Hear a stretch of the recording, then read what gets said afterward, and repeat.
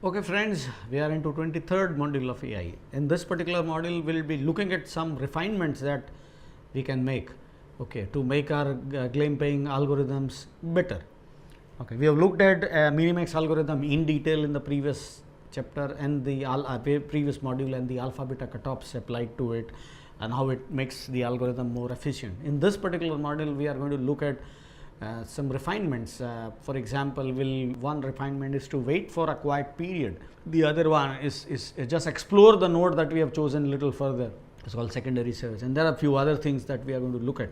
We are going to look at an algorithm called SSS star, state space search star, which is basically a solution space search mimicking Minimax itself, but is proved to be little better than Minimax, and we'll have a little introduction of a search called B star, which we mentioned in the previous module. The game playing domain is little different than other domains. We have already seen that it requires the minimum and maximum, and that's why it makes it more challenging. The other issue is the branching factor. So that again is an issue, and we would like to reduce branching factor, and because of that we introduce alpha and beta cutoffs. And also we also mentioned that the ordering is very important. If you are able to order your moves better, we will be able to prune the search tree more and will get better advantage. Here, what we are going to do is, here we are going to wait for a stable state. That is first refinement. Wait for something called secondary search. So what does that mean? I'm exploring a tree. I find that this is a good move. Now I cannot explore, I don't have time to explore the entire game tree further, but I can at least explore that node to see whether my choice is right or wrong. Now this is important because there is something called horizon effect. It's quite possible that we are in the middle of peace exchange and we don't really know what's going to happen. So if I just stop at this point of time, I believe that I've done a great job. I've captured the queen of the opponent, but I don't really know that because of some mistake that I've made in the next move, my own queen also is captured. Once that happens, it almost evens out. The move look very promising, and now it will not if I proceed just one move further. Point is always better to recheck that, and that is called secondary search. We'll look at that. Obviously, one more thing called book moves that we have already seen, and we are going to explore that once again, and we are going to use look at SS star and the B star in this. What is waiting for stability? You have to learn when to stop. Remember that B star case that I talked about. B star, we are going to have little introduction at the end of it. For example, if you're looking at the states, it says -5, and then the next level it becomes 7, then it becomes -2. Will you stop here? You should not, because it's changing, and it is changing because in most probable cases of attack and revenge. So you're taking some steps, you are at advantage and it is temporary because the other person is going to play and he will be at advantage for some time. Then you play and you are at advantage. So the situation is not stable, and taking a decision right now is not all that good. So that's the reason why we should wait till the stable state. So that's the first refinement. So Minimax, the over function now will also have this thing there. The second one, so look at the figure 23.1. When I explore for the first case, I have B as -3 and C is 4. So A is -3 actually. And same way it goes further. So second case, B becomes 4, C becomes -2. Now they are very different. Now B was -3 becomes 4. C was 4 becomes -2. That's not very good. Now you shouldn't stop at this point of time. You again take that further. What you get, you can now see that C promises 7. And not only it promises 7, the best branch, the branch which returns 7, it also looks quite similar, 4, 5, 6, 7, the moves are, all of them are good for me. So I have, it's kind of a stable state. Now I can quit. I can say that I'll play C. Why? Because it seems very, very stable. Now that's what waiting for stability is. So that's the first refinement that we'll talk about. The second one, which I hinted about, look before the horizon. So however deep you go, you can't explore the complete game tree. So you stop at ply number 5 or ply number 6 or ply number 7, but at some point of time you'll have to stop. Now exploring one ply further usually requires a huge effort, much more than the entire tree exploration. Even in the case, let us take the case of binary tree. Do you know what is the additional effort you need to explore just one additional level? Almost equal to the entire tree so far. Why? Because in level 1 you have 1, in the level 2 you have to explore 2 nodes. Once it is done, you explore next level, you will have to explore 4 nodes. You have explored 3 nodes so far, you will have to explore 4 nodes the next level. Next to next level, this 4 plus 3, total 7 nodes are already explored. If you want to reach to next level, you will have to explore 8 nodes. So in fact, one more node is to be explored, even in the case of binary tree. Higher the branching factor, more it is.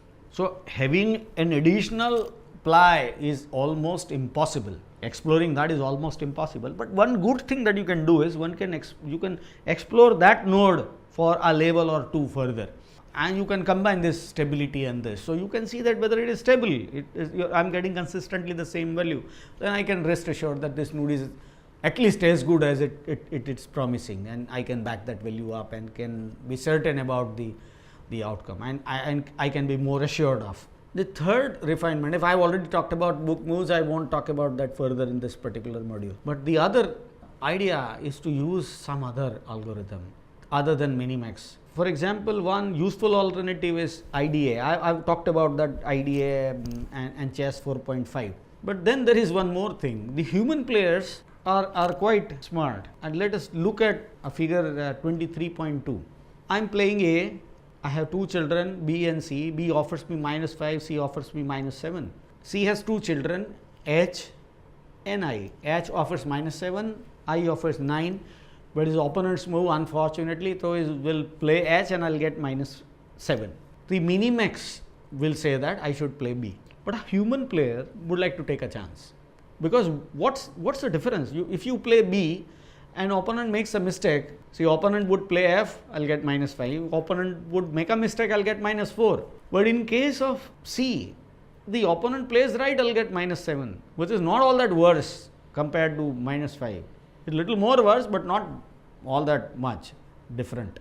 But if opponent makes a mistake, I can almost win. So that's called taking a chance.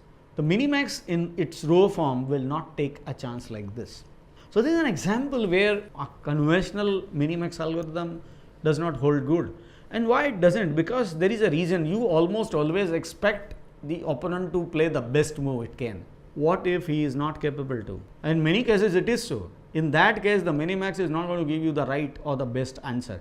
The best answer is sought actually by learning the opponent's mindset and deciding whether he is really going to choose the best move, or it's possible if we take a chance and there is a more likelihood of winning. So this is precisely the case. Here, if I play C and an opponent makes a mistake, I can win, but I don't stand a chance if I play B, because both the outcomes are worse. Okay. So that's the point here. Now let us look at the SSS star algorithm. Now SSS star algorithm is Minimax in solution space. That means it looks at all solutions and compare them. How it works is little different, but it's basically the same thing. Same alpha beta cutoffs are also applied, works the same. It contains minimum and maximizing ply, but it doesn't flow like it does. Okay. Minimax is more or less a depth first search kind of an algorithm. It tries this, then the other branch, then the other branch, and the other branch. While the SSS star is more like the breadth first search algorithm. It explores everything because it explores all solutions. Okay. It concentrates on complete solutions. In fact, it's very similar to plan space planning. You just begin with a plan, then refine that plan. Here, it begins with something called a strategy and then improves that strategy further. We'll soon see what the strategy is. Okay. It's same as the solution space search. Only difference is that in this case, the solution space search has multiple plies, unlike the earlier case. And it is definitely better than Minimax, but on the downside is that it requires more memory and processing time. Now, let us describe the process of SSS star. What does it do? It starts with all estimation of all solutions and aborting the non-optimal solutions once it processes. What does it do? It actually, conceptually, what does it do? It has all those solutions. So we have a start space and a start state and all solutions. As long as we explore like the previous case, it looks at everything together. Look at estimate of everything. Whatever seem the best, it explores it further, and it changes that solution if it requires to be. But the best thing is that it begins from something which seems best, and because it does that, there are better chances of pruning more search items when it applies alpha beta pruning.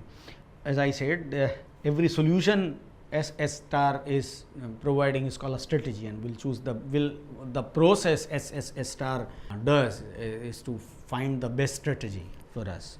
Now look at figure 23.3. It describes one of our strategies. Now what you can see this, you won't really understand what is a strategy, and here also we have picked up a graph which is complete, a tree which is complete, but again a very small tree, because every node has only 2 children. Now this is a pretty small tree. In conventional case you have a huge tree, but again the restriction about screen prohibits us to use something better.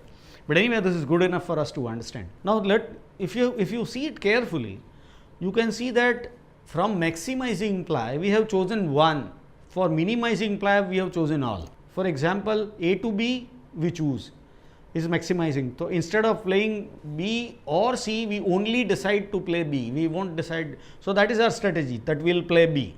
Then our strategy is that if the opponent plays D, I will play I. If opponent play E, I will play J. And if obviously then the opponent can play any move. This is our strategy. Opponent is allowed to play anything. Okay, so please understand that. My strategy is fixed. So in the beginning I will play B. If the opponent plays E, I will play J. So that is my strategy. So I have decided that strategy. I can have a different strategy. For example, the next slide talks about the other strategy. Look at this strategy. You may seem that is the same. No, it is not, because in this strategy, if the opponent plays E, instead of playing J, which was the earlier strategy, I decide that I will play K. Now you can see that this strategy and the previous strategy, almost everything is the same except the E case. Okay. In case of E, there is a different decision, otherwise everything else is same. What does that mean? That means that multiple strategies have many things in common. In fact, if you can combine all strategies together. If you do that, we can have a figure like what we have in the next slide. So the one of the strategy is A to B, the other strategy is A to C. So I can play A, I can play B, or I can play C. So these are 2 strategies of mine. Next to next level, not next level, next to next level, again I am going to make decision. So what do I do if I have to play E? One strategy is to play J, the other strategy is to play K. Our strategy is to play B. When we play B, the opponent is allowed to play any of the move, that is D or E. The opponent plays D, then we have a strategy to play I, and then again opponent is allowed to play any. When the opponent play E, we have an option, we have a strategy to play J. So the strategy is what we have, and the next slide talks about the another strategy. We have the other strategy where, and this strategy and the previous strategy is only one thing different. When the opponent plays E, in the earlier strategy we used to play J, and this strategy we are going to play K, and again the opponent is allowed to play anything. Now what's the point in doing all this? The point is that we can decide our strategy. Strategy 1, 2, 3, 4, whatever, as many as we can, and we'll like to figure out which strategy is better. In fact, for that, what we do is we'll start with the best possible strategy and then improve further. How exactly is done is shown in the next slide. In this slide, we start with all possible strategies together. So look at the maximizing move, we have both of them covered. The strategy 1 playing B, strategy 2 playing C. The next level we allow opponent to play. For this particular point of time, we don't really know what opponent is going to play. So we just assume that is going to play the rightmost move, and we are going to refine it further. Remember, this is a refinement search in solution space where we are going to change this. This is the first assumption. At maximizing ply, we again have 2 strategies. For example, one strategy is to play J, the other strategy is to play K. Again, we allow opponent to play only the right that thing. Okay. So this is what? This is one graph which talks about all strategies that are there, given some fixed value for the opponent strategy, which we are going to refine. So this is the beginning point of SSS star algorithm. Out of the strategies depicted on this thing screen, we are going to figure out which one is better. At this point of time, we have no one to choose, so we'll choose one. Okay, we'll explore C, which gets the value 8. When we get that value 8, okay, we have U, W and C are explored, static evolution function is applied, and what we get is 8, 6 and 5. Now C is the best, so we explore that further. C is 8, you can see that next one talks about that. So But then can I back that value 8 up? I cannot unless I find out what's the sibling's value.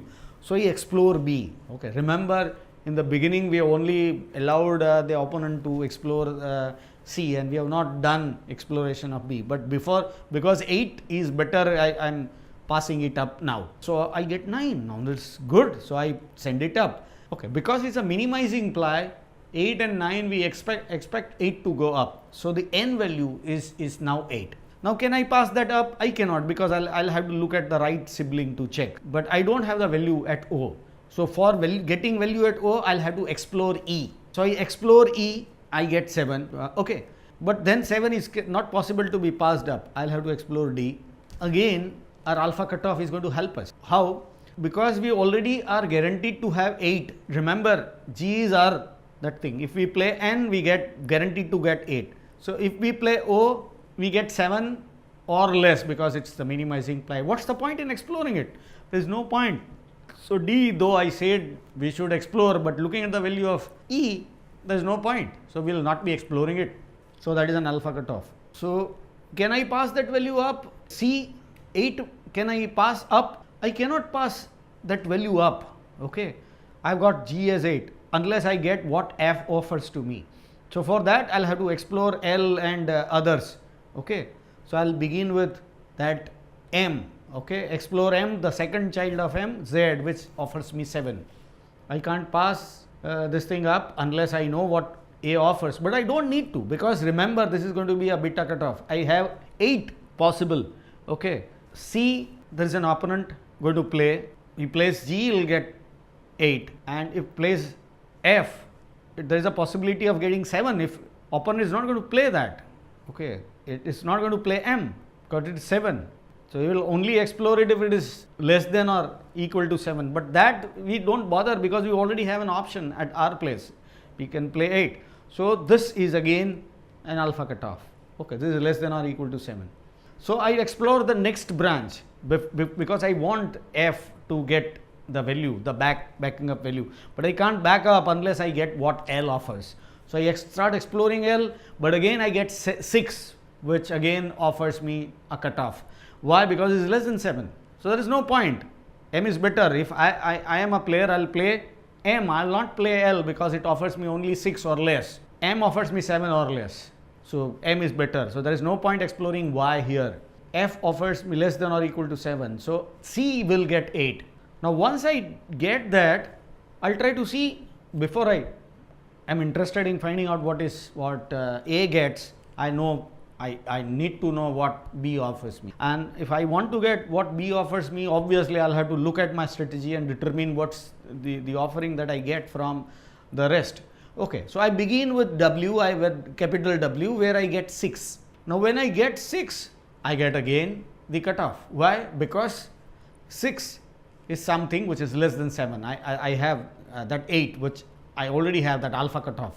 Okay, so anything less than 8, anything less than 8 is always cut off, so I don't care about that. So I get less than 6. So I explore U now. This branch J will have less than or equal to 5. Again alpha cutoff, this is removed. When E offers anything less than or equal to 6, the complete D branch is cut off.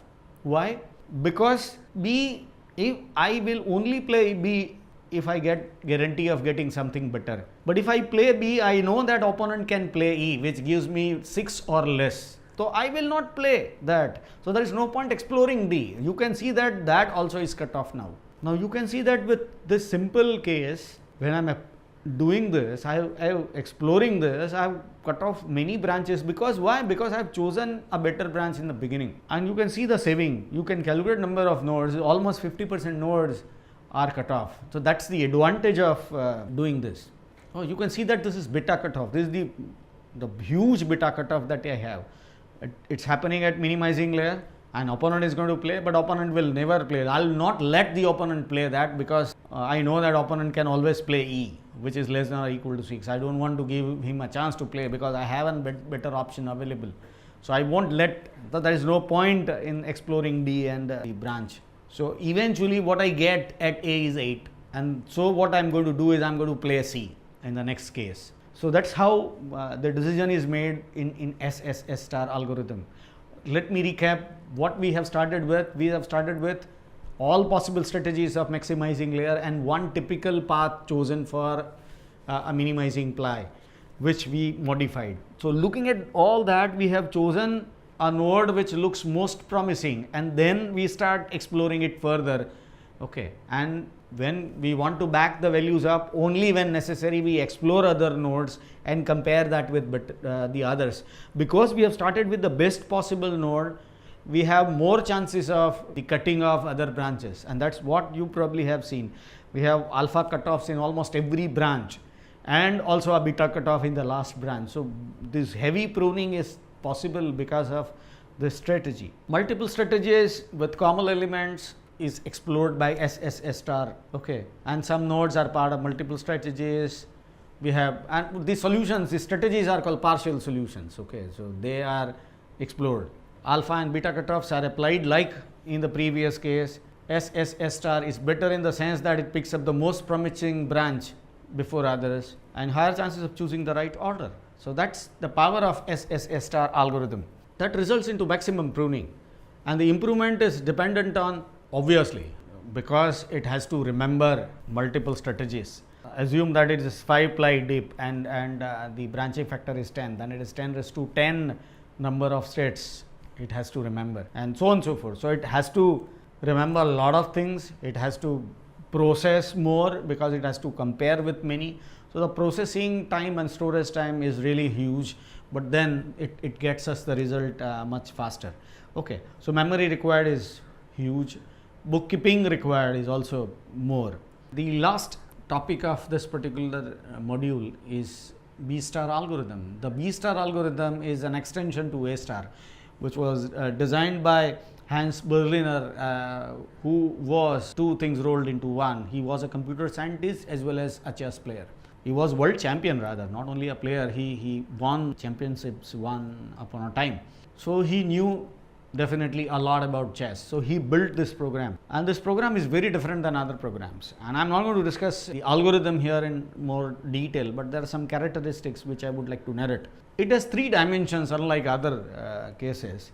The third dimension represents the goodness of that node, and that is something which is not heuristic, something different. Other difference that instead of representing an estimate, it represents a range instead of an estimate, and that range varies, and that the value in the range, so it's like a fuzzy value. Okay, so you don't really know the exact value, so you said it is between 5 to 10, so it's kind of a fuzzy representation. Then that's what he used, and it doesn't have predetermined length of the tree. He decides stopping exploration only when he feels right. Okay, and I've already talked about that waiting for the stable period. So this algorithm used to wait for that stable period to arrive, and then it stops. So B star is very different, as I said, than other algorithms.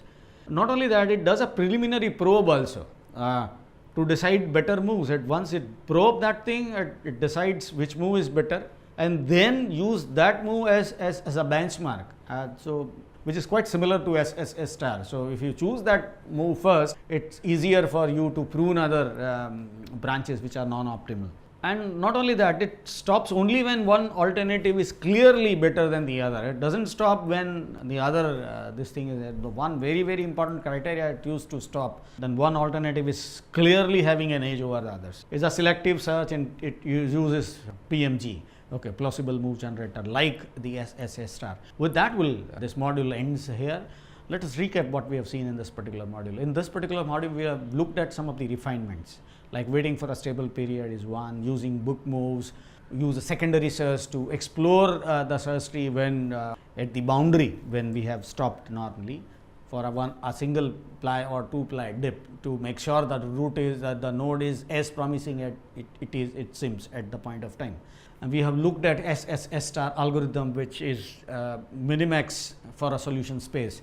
It looks at all solutions together and then decide which solution, refine solution based on the values which you back up, and finding out which one is better. Because it starts with the best possible value, more chances of pruning, and definitely it's able to solve problems in a more optimized manner. Okay, so that's the advantage of SSS star. Finally, we have looked at B star algorithm, which is far different than these algorithms, but then it was designed by a world champion as well as a computer scientist. It has some sense of uniqueness in it. With that, we conclude this module. Thank you.